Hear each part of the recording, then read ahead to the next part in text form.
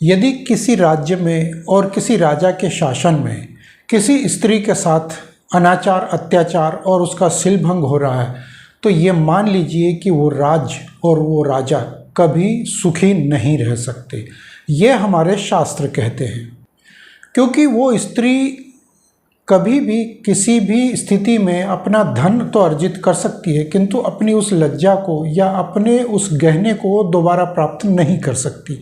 इसलिए हमारे देवी देवता और हमारे धर्मशास्त्र एक यही बात कहते हैं कि यदि स्त्री का अपमान हुआ तो उस अपमान को कभी भरा नहीं जा सकता, कभी वापस नहीं लौटाया जा सकता। किंतु यदि किसी पुरुष का अपमान होता है तो वो क्रोधवश उससे बदला अवश्य ले सकता है, लेकिन स्त्री अपना बदला कितना ही ले ले, किंतु वो उस खोए हुए उस गहने को कभी वापस नहीं पा सकती और उसको देवता भी उसको वो लौटा नहीं सकते। इसलिए जो स्त्री का श्राप लगता है वो देवताओं को भी सबसे बड़ा श्राप लग जाता है, तो आम इंसान और आम राजा तो क्या चीज़ है। तो हमारे जो शास्त्र कहते हैं वो यही कहते हैं कि स्त्री का सम्मान ही सर्वोपरि होना चाहिए। और अथर्ववेद में ब्रह्मजाया नाम से 18 मंत्रों का एक सूक्त भी कहा गया है। इसमें वर्णन किया गया है कि जिस राष्ट्र में ब्रह्मजाया अर्थात विदुषी, सुशिक्षित और कुलीन स्त्री का अपहरण होता है या उस पर अत्याचार होता है, तो वह राष्ट्र सुरक्षित नहीं रह सकता और इस प्रकार का अपहरण, अत्याचार, अनाचार पूरे राष्ट्र को संकट में डाल सकता है। तो आज जो हम संकट झेल रहे हैं, तरह तरह के, हिंदू धर्म जितना भी संकट झेल रहा है, तरह तरह के संकट झेल रहा है, तो वो यही है कि कहीं ना कहीं स्त्री का जो अपहरण हो रहा है, उसके साथ अत्याचार हो रहा है, दुराचार हो रहा है, अनेक प्रकार से जो उसके साथ भेदभाव हो रहे हैं, तो इसको देखते हुए स्त्री के मन से कहीं ना कहीं जो श्राप निकलता है, उसके हृदय से जो पीड़ा निकलती है, उससे ये जो समस्याएं खड़ी होती है, ये उसी का परिणाम है। और इसी प्रकार से जो दुख, दर्द या प्राकृतिक आपदाएं जो आती हैं, ये भी गौ माता के श्राप से या उसके कष्टों के कारण ही होता है। तो ये सब चीज़ें जैसे न्याय व्यवस्था, कानून व्यवस्था और प्रशासनिक या संवैधानिक, या इस तरह की आप किसी भी व्यवस्था को मान, सम्मान, अपमान से जोड़कर देख सकते हैं, सभी में आपको एक जैसा ही नज़र आएगा। तो वो राजा, चाहे वो किसी भी प्रदेश का हो, किसी भी देश का हो, चाहे वो एक जिला स्तर का एक व्यक्ति हो या फिर वो प्रदेश स्तर का हो, राजा कहीं का भी हो सकता है। तो ये समस्या सिर्फ भारत के लिए नहीं बल्कि संपूर्ण ब्रह्मांड के लिए भी हो सकती है और पूरी पृथ्वी के लिए भी हो सकती है। इसके अलावा हमारे ग्रंथ ये भी कहते हैं कि जिस देश में ब्रह्मजाया या स्त्री पर कोई भी अनुचित प्रतिबंध लगाया जाता है या उसका शीलभंग किया जाता है, उस देश की श्री वृद्धि रुक जाती है और वही राष्ट्र सुरक्षित नहीं रह पाता है। यानी कि श्री वृद्धि रुक जाती है, अर्थात वो संपन्न राष्ट्र फिर कभी नहीं बन सकता। तो शास्त्र कहते हैं कि वही राष्ट्र सुरक्षित रह सकता है जहाँ स्त्री शील की रक्षा होती है और उन पर कोई अत्याचार नहीं होते। ऐसे राष्ट्र हमेशा प्रगति करते हैं जहाँ पर स्त्री का सम्मान होता है और उनका शीलभंग नहीं होता। राजा का ये परम कर्तव्य है कि वह अपने राष्ट्र में स्त्रियों को पूर्ण संरक्षण दे, उनके शील की रक्षा करे और उन पर किसी भी प्रकार का कोई अत्याचार न होने दे। ये हमारे शास्त्र कहते हैं और ये हमारे वेद कहते हैं, पुराण कहते हैं। तो हमारे वेद पुराण बहुत पहले ये लिख कर गए हैं, कह कर गए हैं, लेकिन मानवता के आधार पर यदि हम देखें तो ये हमारे लिए परम कर्तव्य बन जाता है कि हम स्त्री का सम्मान करें, चाहे वो किसी भी आयु वर्ग की हो या किसी भी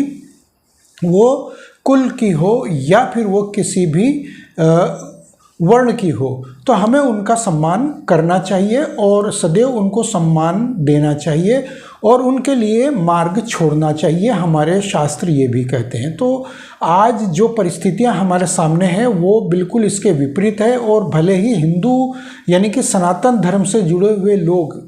इनका लगभग 90 से 95% पालन कर लेते हैं, लेकिन जो बाकी के 5 या 7%, 10% जो हिंदू हैं वो इसका पालन नहीं करते, उनको टोकते हैं या उनके साथ प्रताड़ित व्यवस्था करते हैं, प्रताड़ना जैसा कुछ कार्य करते हैं। और बाकी धर्मी जो होते हैं वो एक प्रकार से उनको भोग की वस्तु मानते हैं, इसीलिए वे सबसे ज़्यादा दुखी रहते हैं। और ऐसे धर्म जो एक भोग की वस्तु समझते हैं स्त्री को, वो धर्म या फिर वो व्यक्ति बहुत जल्दी हाशिए पर आ जाते हैं, यानी कि समाप्ति के कगार पर आ जाते हैं। और हमारे भविष्य पुराण में भी यही लिखा है कि इस प्रकार के जो पंथ और ये इस प्रकार के जो भी नए नए चलन में आए हैं वो बहुत जल्दी मिटने के कगार पर हो जाते हैं, क्योंकि वहाँ पर स्त्री का सम्मान नहीं होता। तो ये यूरोप की कॉन्स्पिरेंसी कह सकते हैं या उनका संस्कृति कह सकते हैं। स्त्री के प्रति वो सदाचारी नहीं है और वह हमेशा उसको दुराचार की वस्तु मानते हैं, इसीलिए उनका हमेशा हास होता है। लेकिन क्योंकि भारत में भी ये होने लगा है, तो इसीलिए भारत अब प्रगति उन्नति की बजाय अब ये पीछे जा रहा है, इसीलिए इसका ये हाल हो रहा है। और हम देख रहे हैं कि जिस प्रकार से भी स्त्री के साथ दुराचार अत्याचार हो रहे हैं, ये कहीं ना कहीं हमारे भविष्य के लिए शुभ संकेत नहीं है।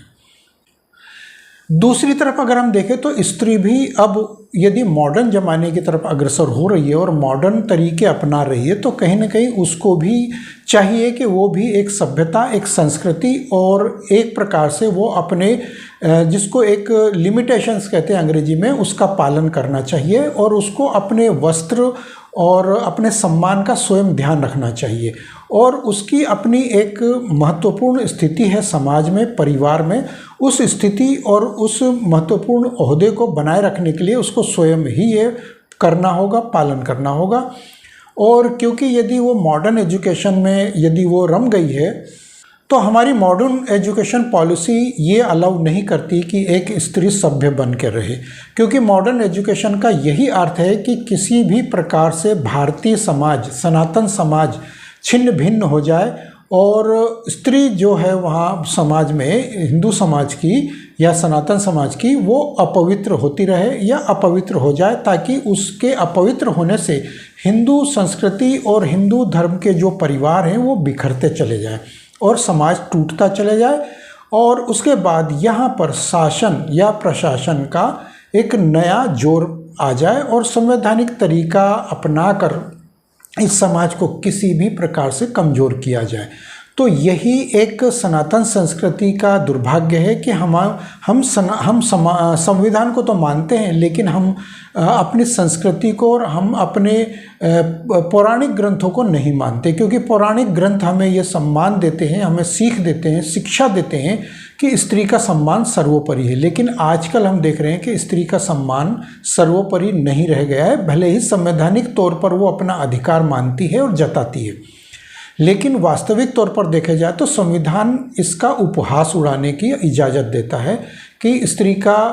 अधिकार क्या है, लेकिन स्त्री का सम्मान क्या है ये संविधान नहीं सिखाता कहीं से भी। किसी भी राष्ट्र का, किसी भी देश का संविधान हमें ये शिक्षा नहीं देता कि स्त्री का सम्मान पूर्ण रूप से किया जाए और किस प्रकार से किया जाए ये भी नहीं सिखाता। लेकिन संविधान अधिकारों की बात करता है, यानी आप अधिकार तो मांग सकते हैं लेकिन अधिकार जता नहीं सकते आप कि मेरा अधिकार क्या है और कैसे उनका मुझे पालन करना चाहिए, लेकिन मैं अधिकारों की मांग कर सकता हूं। तो ये स्त्री का एक बहुत बड़ा दुर्भाग्य यहाँ कहा जा सकता है, क्योंकि ये पिछले 1000 वर्षों से ये समस्या आज की नहीं है, ये 1000 वर्षों से समस्या खड़ी हुई है समाज में। और इसका समाधान इतना आसान भी नहीं है। जब तक युग परिवर्तन नहीं होगा ये समस्या अब दिन दोगुनी रात चौगुनी तरक्की करती जाएगी और स्त्री का असम्मान अब मायने नहीं रखता अब समाज में हमारे, ये भी हम देख रहे हैं। तो आप भले ही कितने भी सभ्य बन जाए, पुरुष कितने भी सभ्य बन जाए, लेकिन स्त्री क्योंकि अब मॉडर्न बनती जा रही है तो लगातार अब उसका उपहास भी होता जा रहा है और परिहास की पात्र वो स्वयं भी बनती जा रही। तो ये थी मेरी जानकारी, मेरे विचार। यदि आप लोगों को मेरी ये जानकारियाँ, मेरे विचार अच्छे लगते हो तो कृपया कमेंट बॉक्स में मुझे ज़रूर बताएं। मिलते हैं अगले वीडियो में, तब तक के लिए जय श्री राम।